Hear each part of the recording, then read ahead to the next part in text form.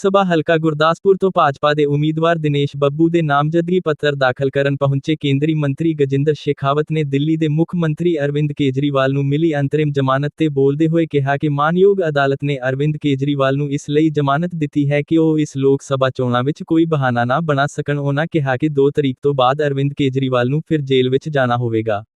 ਨਾਮਜ਼ਦਗੀ ਤੋਂ ਪਹਿਲਾਂ ਭਾਜਪਾ ਉਮੀਦਵਾਰ ਦਿਨੇਸ਼ ਬੱਬੂ ਵੱਲੋਂ ਗੁਰਦਾਸਪੁਰ ਦੀਆਂ ਸੜਕਾਂ ਤੇ ਰੋਡ ਸ਼ੋਅ ਵੀ ਕੱਢਿਆ ਗਿਆ, ਜਿਸ ਵਿੱਚ ਭਾਜਪਾ ਸਮਰਥਕਾਂ ਦਾ ਹਜੂਮ ਵੇਖਣ ਨੂੰ ਮਿਲਿਆ।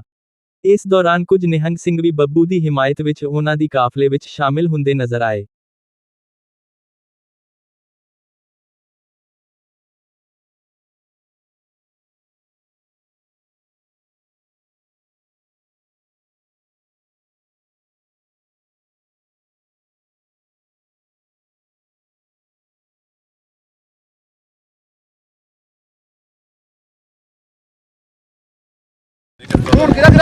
देखो अज तो आप घर तो 5-6 गड्डियां चलियां, लेकिन आस्ते आस्ते लोग जुड़ते गए।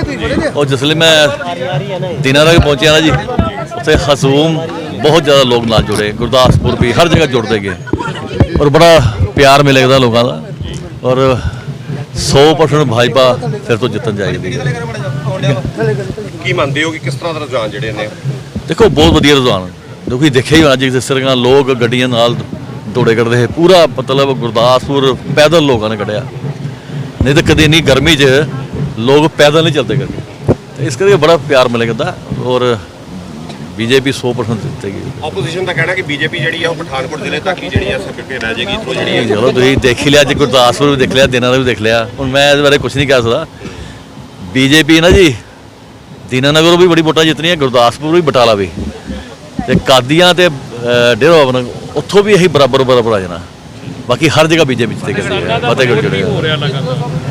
देखो किसान भी अपने भरा ही भरा, मैं भी किसान परिवार तो मैं 2-3 बारी बैठे भी आना ना, आप भी उन्होंने कोई हल जो है वो करने तैयार हैं। ठीक है जी, धन्यवाद जी। भारतीय जनता पार्टी के प्रत्याशी ने आज इस गुरदासपुर लोकसभा चुनाव के लिए अपना नामांकन पत्र दाखिल किया है।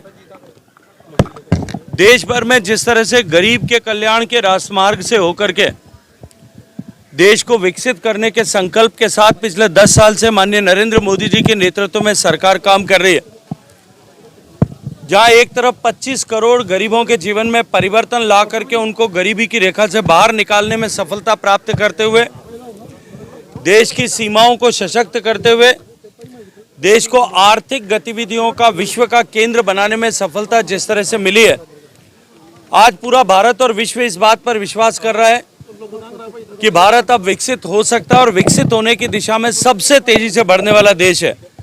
विकसित भारत की आधारशिला रखने के लिए पूरा भारत एक बार फिर नरेंद्र मोदी जी के नेतृत्व में प्रचंड बहुमत के साथ सरकार बने और अब की बार 400 के पार हो, इस लक्ष्य के साथ में चुनाव के मैदान में उतरी भारतीय जनता पार्टी को समर्थन कर रहा है। पंजाब में हमारी नई शुरुआत है। पहली बार 30 साल के बाद हम अकेले चुनाव के मैदान में लोकसभा के इस समर में जिस तरह से पंजाब में भारतीय जनता पार्टी के प्रत्याशियों को अभूतपूर्व समर्थन मिल रहा है। मुझे लगभग 5-6-7 लोकसभा क्षेत्रों में जाने का अवसर मिला है। जिस तरह से जनता एक नया फैसला करने की दिशा में आगे बढ़ रही है, मैं विश्वास के साथ में कह सकता हूं कि भारतीय जनता पार्टी की यह शुरुआत अब की बार चमत्कारी परिणाम देने वाली होगी और हम we are going to begin with a great mandate and majority.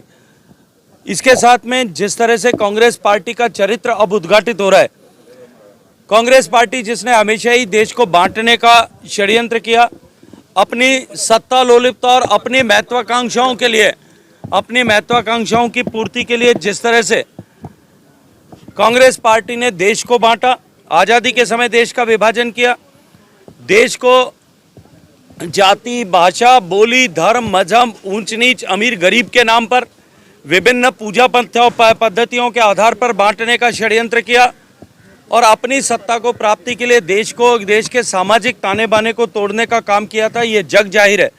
लेकिन जिस तरह से सैम पित्रोदा ने बयान देकर के कांग्रेस के रेसिस्ट चेहरे को उजागर किया, उसके बाद में कल मणिशंकर अय्यर साहब के बयान के बाद जिस तरह की हकीकत एक बार फिर सामने आई है, कांग्रेस का चाल चरित्र और चेहरा एक बार फिर बेनकाब हुआ है। जिस तरह से पाकिस्तान के साथ में मिलीभगत, चीन के साथ में अंडरस्टैंडिंग कांग्रेस के नेताओं की और कांग्रेस के नेताओं के रेसिस्ट चेहरे को जिस तरह से अब जनता ने देखा, जाना और पहचाना है, एक बार फिर देश की जनता अब ये पहचान चुकी है, ये मान चुकी है कि अगर भारत प्रगति कर सकता है, विकसित हो सकता है, तो केवल और केवल भारतीय जनता पार्टी के नेतृत्व में हो सकता है। आम आदमी पार्टी जो पार्टी विद डिफरेंस का नारा लेकर के, ईमानदारी का नकाब ओढ़ करके, लबादा ओढ़ करके देश की जनता के सामने आई थी, आज उसका चेहरा भी बेनकाब हुआ है। और आम आदमी पार्टी के नेता जिस तरह से राष्ट्रीय उनके अध्यक्ष से लेकर के, मुख्यमंत्री से लेकर के, उप मुख्यमंत्री से लेकर के अनेक नेता जिस तरह से जेल की सीखों के पीछे गए हैं और उनके भ्रष्टाचार के काले कारनामे आज लोगों के सामने आए हैं, समय आ जाने दीजिए, थोड़े समय बाद में ठीक इसी तरह की स्थिति और परिस्थिति पंजाब में भी आम आदमी पार्टी के नेताओं की होने वाली है। वो भी इसी तरह से, जिस तरह से आकंठ भ्रष्टाचार में डूबे हुए हैं, उनके भी कच्चे चिट्ठे लोगों के सामने आने वाले हैं। पंजाब की जनता ने विधानसभा के चुनाव में जिस तरह से पलक पांवड़े बिछा करके आम आदमी पार्टी के नेताओं का स्वागत किया था और उनको सत्ता में आने का अवसर प्रदान किया था, आज पंजाब की जनता त्राहिमाम करती है, अपने आप को ठगा हुआ महसूस करती है, अपने को धोखा हुआ ऐसा महसूस करती है, अपने साथ धक्का हुआ है ऐसा महसूस करती है। और पंजाब की जनता एक बार आम आदमी पार्टी को सबक सिखाने के लिए भी इस लोकसभा के चुनाव में भारतीय जनता पार्टी को आशीर्वाद देने वाली है।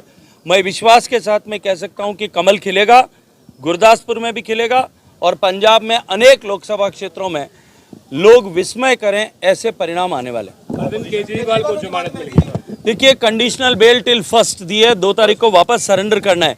ये इस बात का परिचायक है कि इस लोकतंत्र के महापर्व में न्यायालय ने अरविंद केजरीवाल चुनाव में ये बहाना न ले सके, मात्र इसके लिए उनको 5 दिन की मोहलत दी है।